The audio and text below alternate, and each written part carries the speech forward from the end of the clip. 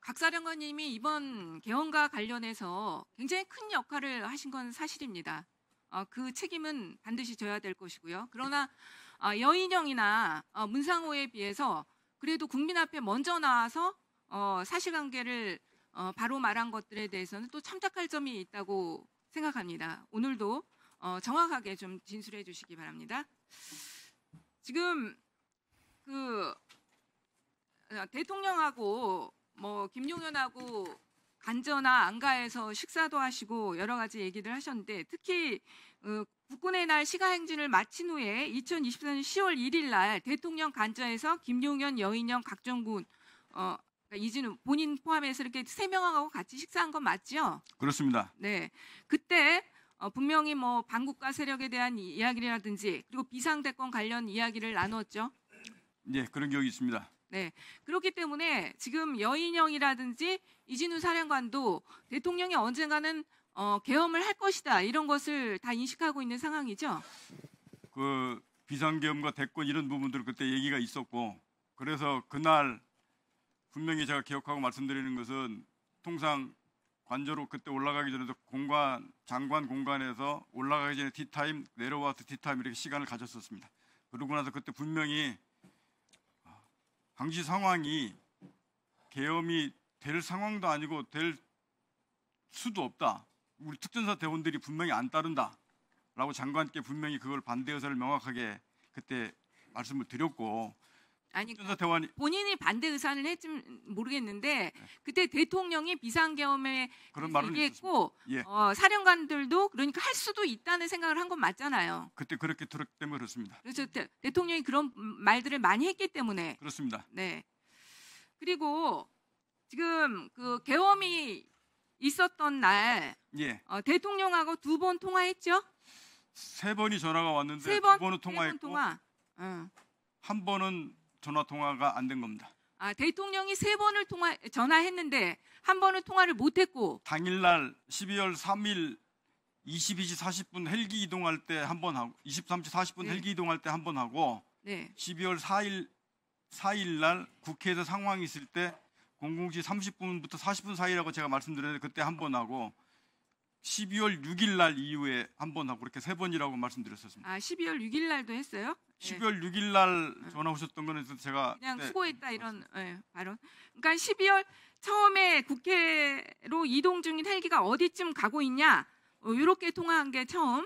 그때 처음입니다. 네, 처음이고 2번째 통화했을 때는 윤석열 대통령이 아직 국회 내 의결 종족수가 안 채워진 것 같으니 빨리 국회 안으로 가서 의사당에 있는 사람들 끌어내라.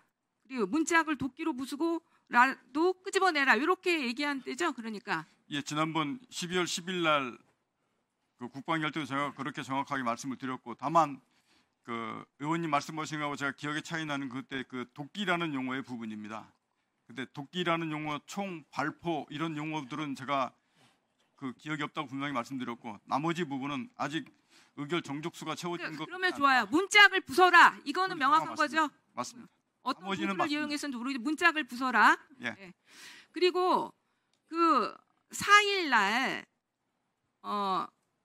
계엄 해제 의결 해제가 되고 나서도 또 김용현 장관이 중앙선관위에 병력을 재차 투입할 수 있는지 물어봤죠.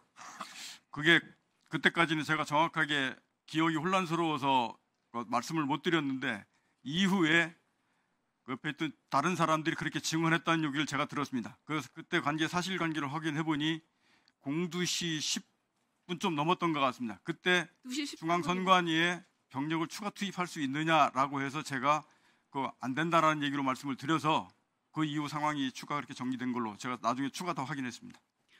그러면은 김용현 장관 같은 경우 그 계엄 해제가 되고 나서도 이런 어떻게 보면 지시를 한 거 아니에요? 네. 본인은 어떻게 생각했어요? 저는 분명히 말씀을 드리는데 앞서서 공안시 01분 비상계엄령 해제 의결 뜨면서 제가 2분 뒤에 그 사실을 인지했다 그랬습니다. 공안시 03분 사이에 인지하고 공안시 09분에 제가 전반적인 분들 다 임무를 중지시켰는데 본인이 이게 2차 계엄을 하려고 하는 거 아닌가 이런 생각은 안 들었습니까? 그러면 이미 계엄 해제가 의결되고 나서 또 들어갈 수 있냐 이렇게 말한 거 아니에요. 장관이 그렇게 물어봤습니다. 네, 그러니까 2차 계엄 또 할 수 있나 이런 취지로 받아들이진 않았어요? 이게 2차 계엄, 3차 계엄 그런 거 그 용어까지는 그때 솔직히 기억이 안 났었고 추가 투입 관련된 거는 분명히 제가 그건 안 된다고 얘기했던 기억은 있습니다. 그리고 계엄 해제 의결 후에 국방위에 나와서 진술을 할 때 다른 장관, 다른 사령관들하고 말 맞추거나 뭐 그런 걸로 인해서 통화한 적이 있습니까?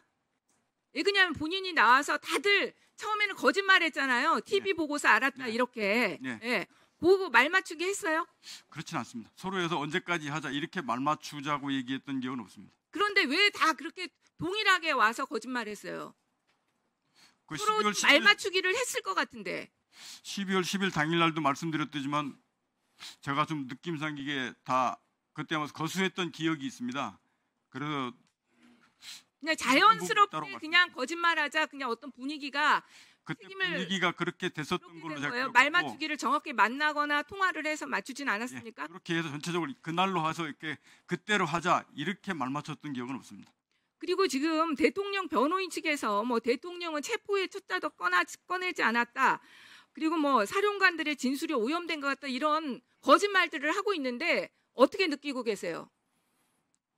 저는 오늘도 말씀드렸듯이만 지난번 국방위 때 말씀드렸듯이 그 2차 때 지시받은 사항들에는 분명히 사실 그대로 말씀드렸습니다. 아니 이런 대통령의 변호인들의 이런 거짓말을 하고 있잖아요. 사실 거짓 주장을 대통령이 사실 윤석열이 지금 거짓말하고 있지 않습니까? 자신은 이런 지시를 내린 적도 없고 체포의 채조도 꺼나지 않았다 이런 거짓말을 하고 있습니다. 그것에 대해서 어떻게 느끼는지 얘기를 해보라는 거예요. 저는 사실대로 말하고 싶습니다. 왜 그렇게 얘기하는지 모르겠는데 저는 분명하게 사실대로 말하고 있습니다. 대통령이 너무 비겁한 거 아닙니까? 본인이 지시하고 이런 거짓말하는 거 비겁하다고 느끼시죠? 그 부분은 평가하지 않겠습니다. 분명한 것은 저는 지금까지 사실대로 말씀을 다 드렸습니다.